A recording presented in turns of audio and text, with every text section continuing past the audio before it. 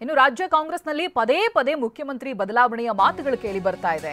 ಈ ಬಾರಿ ಶಾಸಕ ಶಿವಗಂಗಾ ಬಸವರಾಜ್ಗೆ ಶೋಕಾಸ್ ನೋಟಿಸ್ ಅನ್ನ ಕೊಡಲಾಗಿದೆ. ಕಾರಣ ಕೇಳಿ ನೋಟಿಸ್ ಅನ್ನ ನೀಡಿದೆ ಕಾಂಗ್ರೆಸ್ನ ಶಿಸ್ತು ಸಮಿತಿ. ಶಿವಗಂಗಾ ಹೇಳಿಕೆಗಳಿಂದ ಪಕ್ಷಕ್ಕೆ ಮುಜುಗರ ಆಗಿದೆ.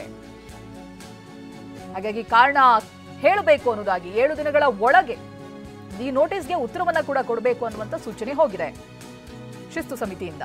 ಶಿಸ್ತು ಸಮಿತಿಯ ಸಂಚಾಲಕ ನಿವೇದಿತ್ ಆಳ್ವಾ ನೋಟಿಸ್ ಅನ್ನ ಕೊಟ್ಟಿದ್ದಾರೆ. ಪದೇ ಪದೇ ಅದು ಕೂಡ ವಿಪಕ್ಷಗಳು ಮಾತನಾಡ್ತಾ ಇರೋದಲ್ಲ, ಪಕ್ಷದ ಒಳಗೇನೆ ಶಾಸಕರು ಸಚಿವರುಗಳ ಮಾತು ಪಕ್ಷಕ್ಕೆ ಮುಜುಗರ ಉಂಟು ಮಾಡ್ತಾ ಇದೆ.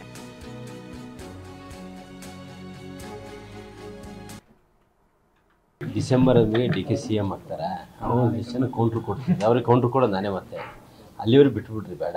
ಡಿಸೆಂಬರ್ ಡಿಕೆ ಸಿಎಂ ಆಗ್ತಾರೆ, ಅವ್ರು ಜನ ಕೌಂಟ್ರ್ ಕೊಡ್ತಾರೆ, ಅವ್ರಿಗೆ ಕೌಂಟ್ರ್ ಕೊಡೋದು ನಾನೇ ಮತ್ತೆ ಅಲ್ಲಿವರೆಗೆ ಬಿಟ್ಬಿಡ್ರಿ ಬೇಡ.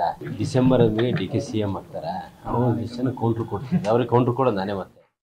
ಪ್ರತಿನಿಧಿ ಪ್ರಸನ್ನ ಇದಕ್ಕೆ ಸಂಬಂಧಪಟ್ಟ ಹಾಗೆ ಮಾಹಿತಿಯನ್ನ ಕೊಡ್ತಾರೆ. ಪ್ರಸನ್ನ, ವಿಪಕ್ಷಗಳೆಲ್ಲ ಸ್ವಪಕ್ಷದಲ್ಲಿರುವವರೇ ಈ ರೀತಿಯಾದಂತಹ ಹೇಳಿಕೆಗಳನ್ನ ಪದೇ ಪದೇ ಕೊಡ್ತಾ ಇರೋದು. ಇದೀಗ ಶಾಸಕ ಶಿವಗಂಗಾ ಬಸವರಾಜ್ ಅವರಿಗೆ ನೋಟಿಸ್ ಅನ್ನ ಕೊಟ್ಟಿದ್ದಾರೆ. ಅವರೇನಾದ್ರೂ ನೋಟಿಸ್ ಕೊಟ್ಟ ನಂತರದಲ್ಲಿ ರಿಯಾಕ್ಟ್ ಮಾಡಿದ್ಯಾ ಪ್ರಸನ್ನ?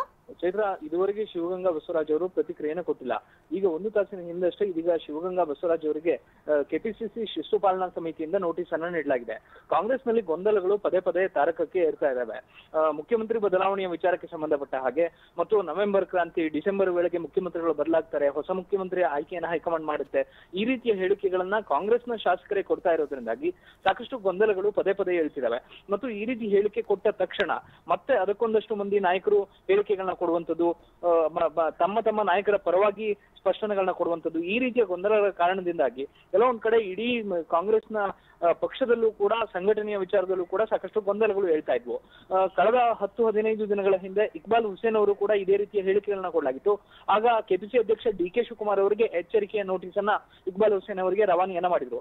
ಇದೀಗ ಶಿವಗಂಗಾ ಬಸವರಾಜ್ ಅವರಿಗೂ ಕೂಡ ಪದೇ ಪದೇ ಎಚ್ಚರಿಕೆಯನ್ನ ಕೊಟ್ಟ ಬಳಿಕವೂ ಕೂಡ ಅವರು ನಿನ್ನೆ ಮತ್ತೆ ಅದೇ ರೀತಿಯ ಹೇಳಿಕೆಗಳನ್ನ ಕೊಟ್ಟಿದ್ದಾರೆ. ಡಿಸೆಂಬರ್ ನಲ್ಲಿ ನಾಯಕತ್ವ ಬದಲಾವಣೆ ಆಗುತ್ತೆ, ಹೊಸ ಮುಖ್ಯಮಂತ್ರಿಗಳ ಆಯ್ಕೆಯಾಗುತ್ತೆ ಅನ್ನುವಂತಹ ಹೇಳಿಕೆಗಳ ಹಿನ್ನೆಲೆಯಲ್ಲಿ ಇದೀಗ ಕೆಪಿಸಿ ಶಿಸ್ತು ಪಾಲನಾ ಸಮಿತಿ ಶಿವಗಂಗಾ ಬಸವರಾಜ್ ಅವರಿಗೆ ನೋಟಿಸ್ ಅನ್ನ ಕೊಟ್ಟಿದೆ.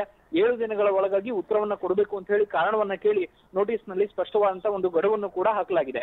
ಆದ್ರೂ ಕೂಡ ಕಾಂಗ್ರೆಸ್ನ ನಾಯಕರು ಯಾಕೆ ಈ ರೀತಿಯ ಹೇಳಿಕೆಗಳನ್ನ ಕೊಡ್ತಾ ಇದ್ದಾರೆ ಮತ್ತು ಎಚ್ಚರಿಕೆಯನ್ನ ಕೊಟ್ಟ ಮೇಲೂ ಕೂಡ ಈ ರೀತಿಯ ಹೇಳಿಕೆಗಳನ್ನ ಏನ್ ಸಂದೇಶವನ್ನ ರವಾನೆ ಮಾಡ್ತಿದ್ದಾವೆ ಮತ್ತು ಪಕ್ಷದ ವಿರುದ್ಧ ಹೇಳಿಕೆಗಳನ್ನ ಕೊಟ್ಟಂತ ಕಾರಣಕ್ಕೋಸ್ಕರವೇ ಕೆ.ಎನ್. ರಾಜಣ್ಣ ಅವರನ್ನು ಕೂಡ ಸಚಿವ ಸಂಪುಟದಿಂದ ವಜಾ ಮಾಡಲಾಯಿತು ಅನ್ನುವಂತಹ ಆ ಮಟ್ಟಿಗಿನ ತೀವ್ರವಾದಂತಹ ಕ್ರಮಗಳನ್ನ ತೆಗೆದುಕೊಂಡಾಗ್ಲೂ ಕೂಡ ಶಾಸಕರು ಮಾತ್ರ ಯಾಕೋ ಹಿಡಿದ ದಾರಿಗೆ ಬರ್ತಾ ಇಲ್ಲ.